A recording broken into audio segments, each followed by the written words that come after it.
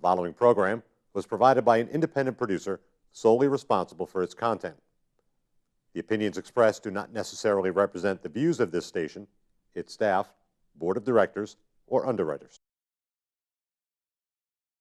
Hello, I'm Carl Seidel, host of The People's View. The People's View is a show sponsored by the Nashua Republican City Committee. The committee meets every second Thursday at the Crown Plaza. And if you want to contact us, we have a website, nashuagop.org. And at the end of the show, you'll see some contact phone numbers or email addresses that you may want to send us your comments and recommendations. Thank you for listening in. Welcome to The People's View, a program dedicated to discussing local, state, and national issues and their effect on the American people. The People's View provides a platform for state representatives and national figures to present their viewpoint. Whether it's social, economic, or financial topics, you'll hear it on The People's View.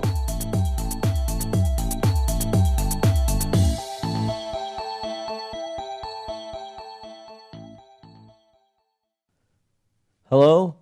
Today, our guest is Greg Moore, Director of Americans for Prosperity. Greg, welcome back. Well, thanks for having me back, Carl. I really appreciate the opportunity to come on your show and really have a nice in-depth conversation about the issues that are facing both at the state and the national level. There's a lot of stuff going on right now, and I think that people are starting to get really focused about what's going on, both in terms of some of the policy issues going on right now up in the State House, and of course everything that's going on in Concord, although I mean, in Washington, but right now most people don't want to hear what's going on in Washington. It's usually a level of frustration they're not interested in.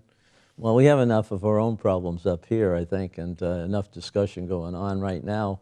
I understand that there being longer sessions that they're holding in the House.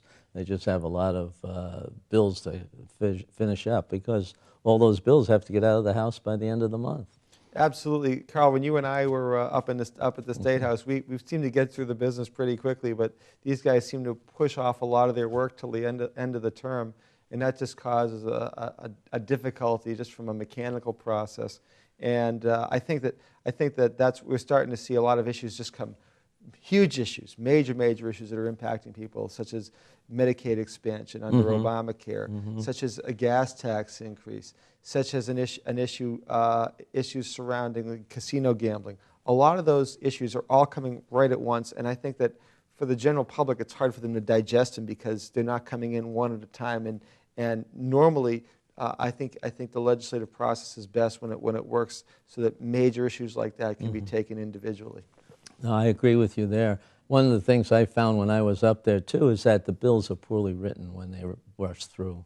I mean, it's just like getting into the federal Obamacare. That was poorly written.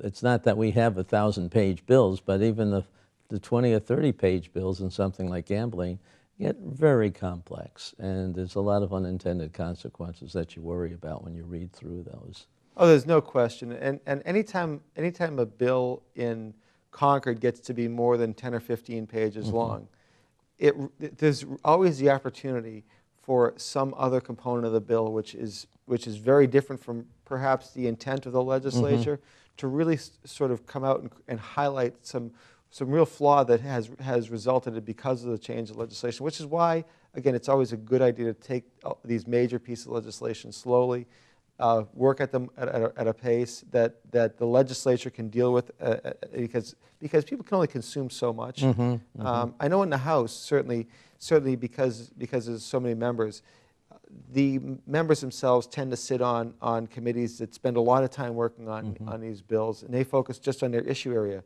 But if 20 members are working on one issue area, that means that 380 people aren't working on that.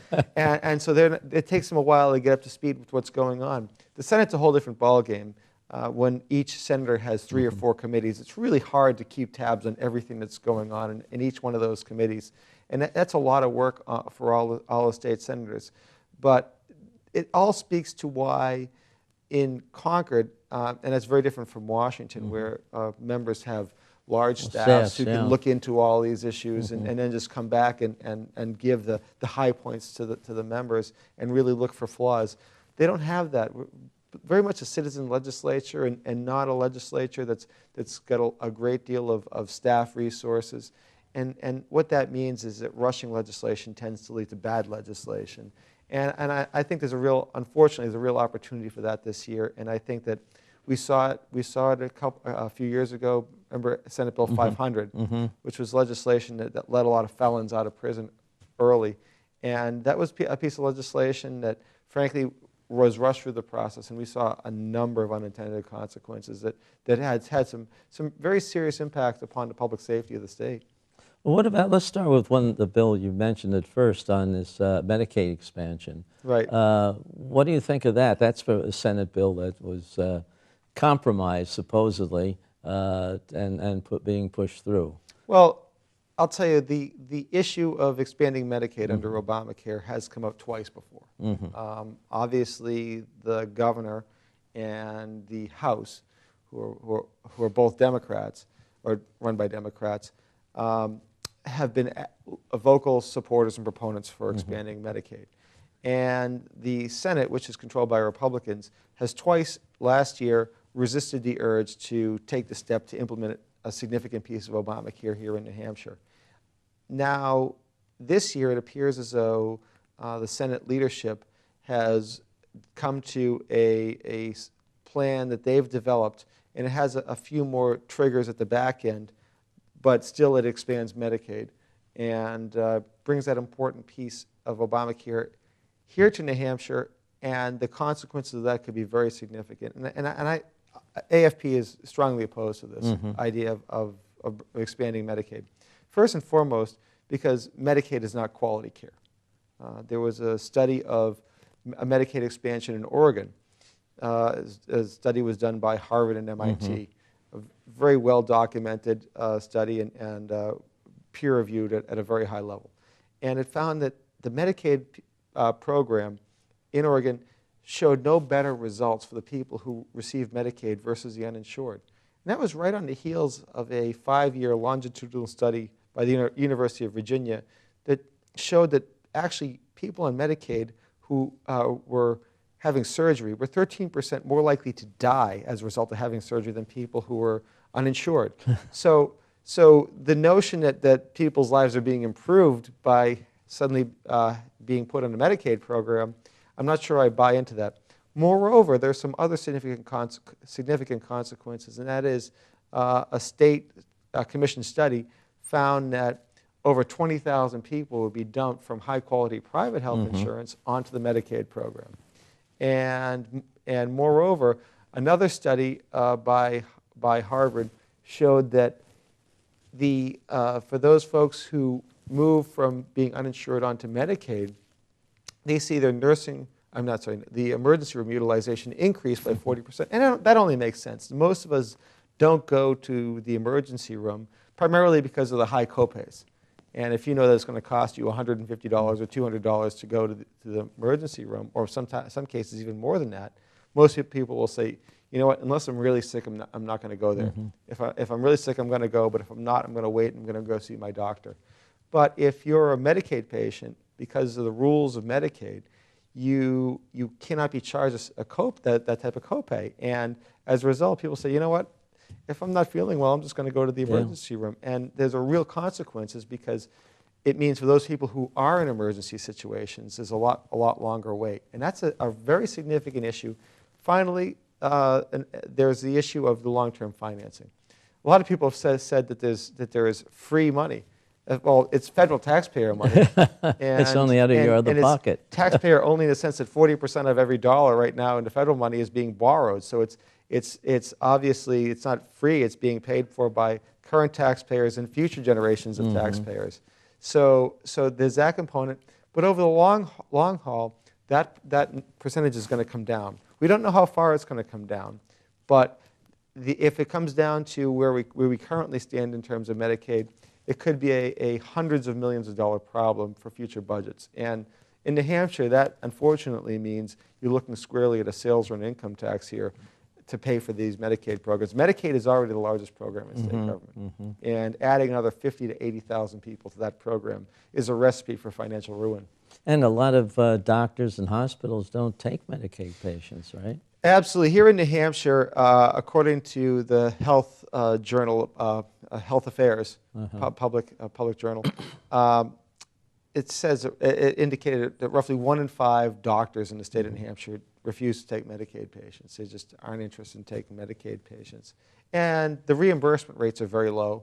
So, in some cases, doctors say they actually lose money on providing care to Medicaid patients, and as a result of that, a lot of people on Medicaid have a tough time getting access to care. Now, the plan that the Senate is offering suggests that they will try to actually buy the Medicaid plans for the newly insured on Medicaid through the Obamacare exchanges. I'm not sure that's necessarily a wise course of action. In fact, that could ultimately add to greater financial ruin for the state for years to come because of some of the financing issues involved with the Obamacare exchanges. So ultimately, this is a bad policy. It's going to mean that if it goes forward, it's going to mean longer wait times for people at emergency rooms. It's going to mean tens of thousands of people being dumped from their employer-based health care onto Medicaid. And it's going to mean long-term fiscal issues for the state. So we think it's a bad idea. But I mean, that's only one of a number of, as you point out, major legislative pieces of interest going on in Concord. And for example, the gas tax right now is another huge issue we see. Definitely.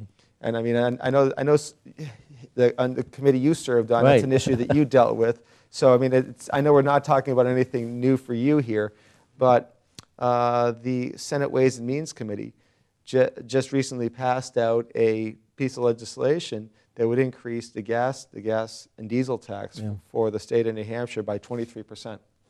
So a 23% increase in that. And that came right on the heels of hearing that natural gas prices in the state of New Hampshire have doubled over the course of the past year or so. So the people's natural gas bills are skyrocketing. And just last year, the legislature passed a bill to increase the home heating oil tax by 25%. And now you're seeing a potential tax increase on gas and diesel of 23%. And as people's energy costs go up, obviously it has a hugely negative impact on our personal income. I mean, it's one of those floating things that changes all the time, but it really hits people in the wallets. Because think about the winter we've had this year, Carl. I mean, think about how much money people have had to pay over the course of the winter for their heating oil and their natural gas to heat their homes. Propane gas is up there too. Exactly. People use propane. People in propane, and now they're going to get hit with an even greater increase to drive. This is going to have a negative impact on people's lives and well-being. It also impacts the economy as a whole. Obviously, people have less discretionary spending to spend elsewhere, but also businesses that use a lot of gas and diesel, that might impact them from a perspective of jobs. And as we know, jobs in the economy are the #1 issues facing us right now. I think that's what you're going to emphasize for the coming election, aren't you? As jobs and because there really has been no thought-out program produced by the administration today in the state. Well, it's or federally, for that matter. I mean, and I'll tell you, the President Obama just put out his budget. It was a year late. I'm not sorry, a month late. So he sort of missed a bell there, but he came out with a budget, and that budget, instead of looking to find ways to control debt and keep debt in place, it actually increased spending over those debt levels by $56 billion. At a time when right now we really need to get our fiscal house in order. The economy is not recovering the way anyone would like it to. There are still way too many people who are out looking for jobs. Our workforce participation numbers are as low as they've been since the 70s, since I literally was a tiny little kid. And we need more opportunities to find ways to grow our economy, and that means taking some common sense steps, such as reforming the tax code. There's been a proposal put out by the chairman of the U.S. House Ways and Means Committee that would reform the tax code And the indications are that it would actually grow the GDP, the gross domestic product of the country, by 1.6%. Now that might not seem like a lot, but that actually means hundreds of thousands of new jobs nationally, just by taking the handcuffs off of businesses by charging them extra high rates, but then giving them little loopholes. Well, I suppose it's probably not a great deal for accountants and tax lawyers, but other than that, it's great for the economy as a whole, and particularly for small business people, because those are the ones who usually can't afford to hire a lobbyist to get them a tax break, and so they have to pay higher and higher rates. And our corporate tax rates are high both at the federal level and here in New Hampshire. We have the third highest business tax rates in the country in New Hampshire, and so that's a huge issue. And another major issue is the issue of regulation. The president, one of the places where he's spending this $56 billion new dollars in spending that he's proposing is in hiring a whole host of new regulators. He wants to hire a whole host of new regulators so that he can do a great deal more regulation. You look at the emission rules that he's putting forward that may or may not actually have a legal basis. And I know you know, as in the legislature, about state agencies trying to pass rules that exceed legislative authority. We're seeing that right now with the EPA regulations that would basically put the coal industry out of business. And in fact, there are some members of the Obama administration who said that's their goal, is to put the coal industry out of business. And so when you start looking at first of all, the cost of these regulations to businesses, but also the disincentive to actually want to create jobs and grow, because you've created such an uncomfortable environment for them to want to cut through all the red tape. It just adds an anchor to the economy at a time when we should be looking to try to take the handcuffs off the economy and get more people working, and more people working in the types of jobs that they want. Oh, this is someplace that maybe the federal government ought to see what New Hampshire's doing. We have at least a legislative review of any of these rules that come out from the agencies. And when I was in my last session, we served on this regulation review commission. And there were a number of things that we got started. I'm not sure how. I think that they've just sort of disbanded it under the current administration. But they have to have something to go in there. The agencies in general want to work with the legislators, but I don't see any real effort on the administration's part for looking at some of these programs, regulations, et cetera, and see if they actually accomplish what they're supposed to accomplish. Usually, as you say, it's just another thing they add on the list of what businesses have to follow, and that takes time and money for them. Absolutely, Carl. I mean, I think you raise a great point. Here in New Hampshire, we actually thought about, well, wait a second, if we give unfettered opportunity to these agencies, they might just go on and sort of create little fiefdoms for themselves. Right. And we said, wait a second, let's not do that. Before they pass a rule, let's put a legislative committee that forces them to get legislative review before they have the opportunity to add regulations. Then we're going to do another thing, which is another smart thing that New Hampshire does. We're going to have all regulations end after a certain period of time. So that forces the agencies to go back and readopt them from time to time. And that, again, gives another bite at the apple, because if a regulation is onerous and is holding back the economy, a lot of people are going to come to the legislature and say, this is a real problem for us. And the legislature can then take the opportunity and say, look, let's change the direction. Let's go in a different direction and review the policy underlying it. Maybe it even means changing the law. And that's something that, frankly, that Washington could learn a lesson from New Hampshire. Yeah, definitely. It was very interesting. I think one thing we did accomplish in the 2 years that we were in existence is we had an awareness that the agencies are not explaining the rules and regulations or how they're implemented or how they're reviewed to the people that they're regulating. And it seems like now they're doing a little bit more, at least attempting to educate all the people that they're regulating.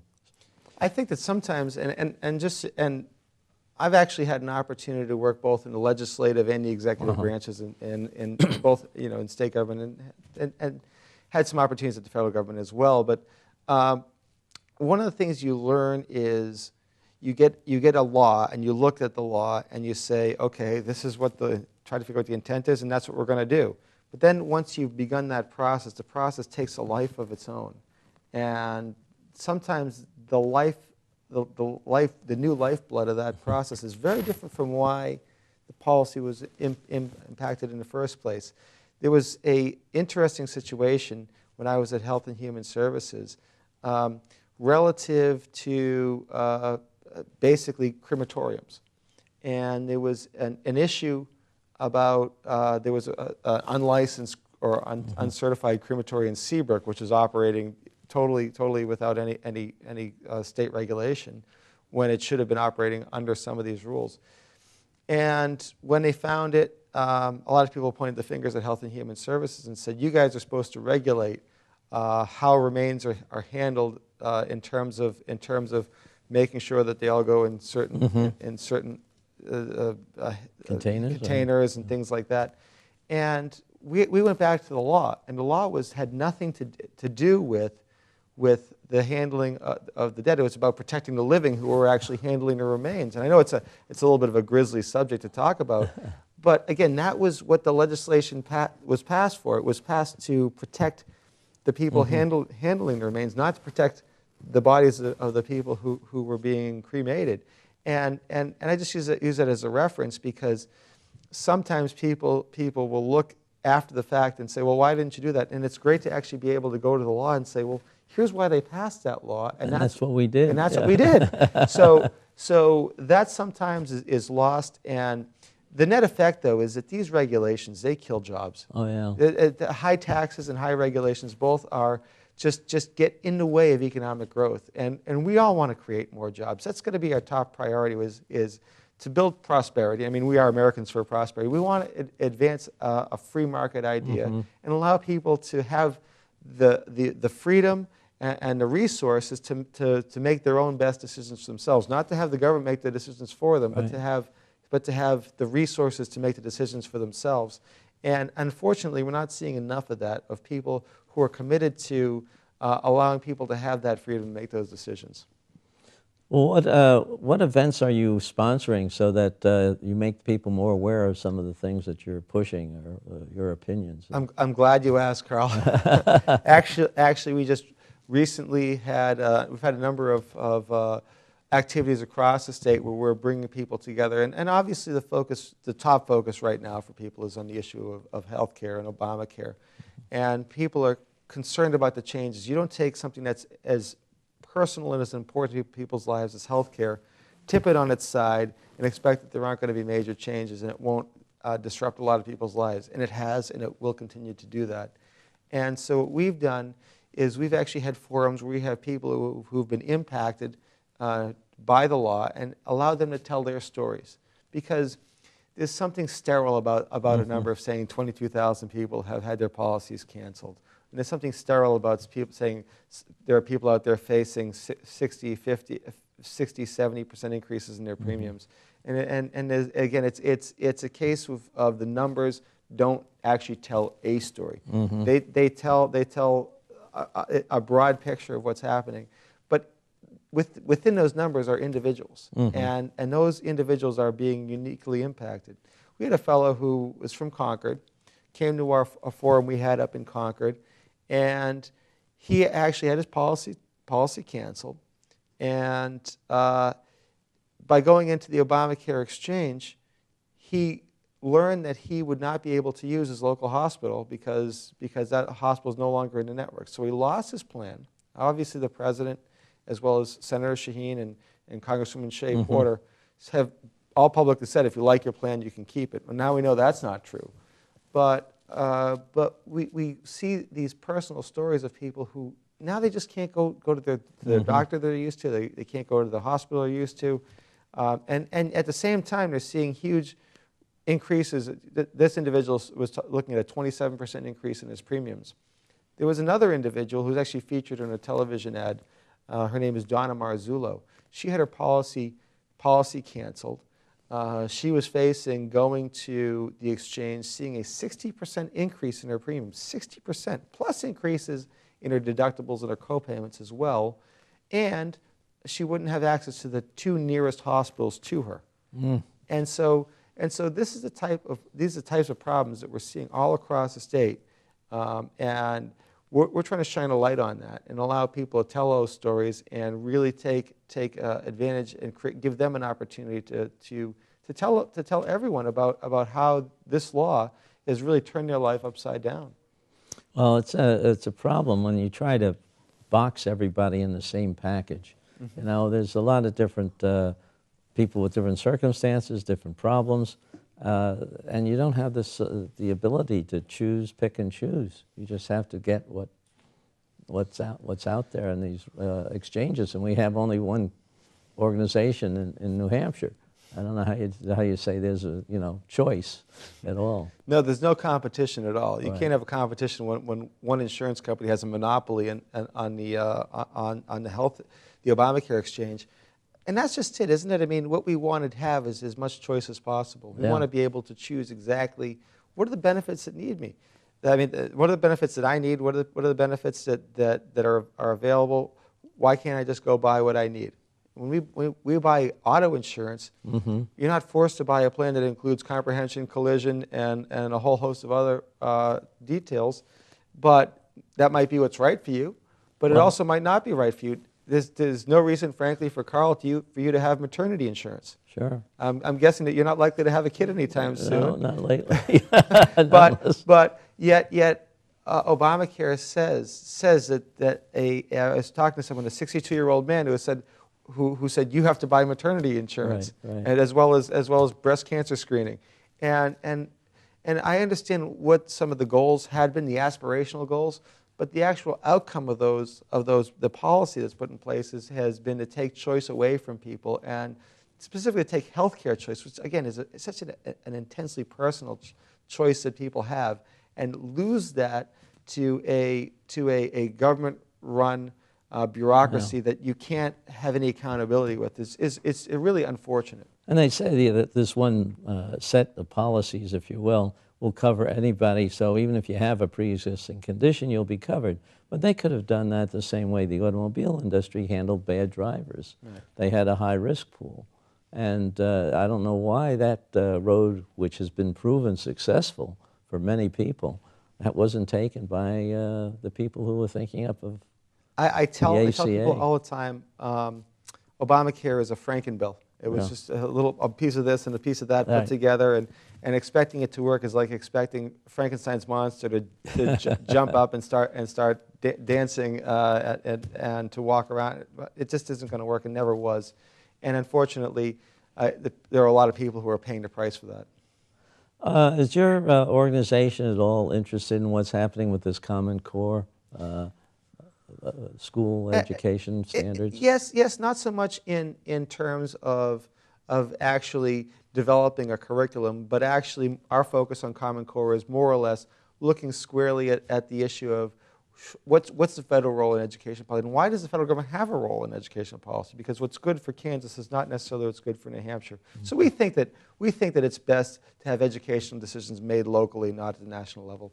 Okay. How should people contact you if they want to find out more about your organization? The best way to contact us is to go to our website. That's www.americansforprosperity.org. If you go to our national website, you'll see a lot of information about what's going on in Washington. You can go on the page and go to the New Hampshire slider and come down to the New Hampshire page, and that'll actually show you what's going on here at the state level. So again, the federal level, just go to the main website, come to our website, and you can see New Hampshire specific information. There's a lot of information about what we're doing and what we stand for, and we hope to have as many people as possible join the over 35,000 AFP members here in New Hampshire. Oh, good. Well, as you see, we've run out of time, and we'll have to have you back again, maybe towards the end of the session, maybe in May or so. Absolutely happy to do it, Carl. We'll see what's happening. Really appreciate it. Thank you very much. Thanks.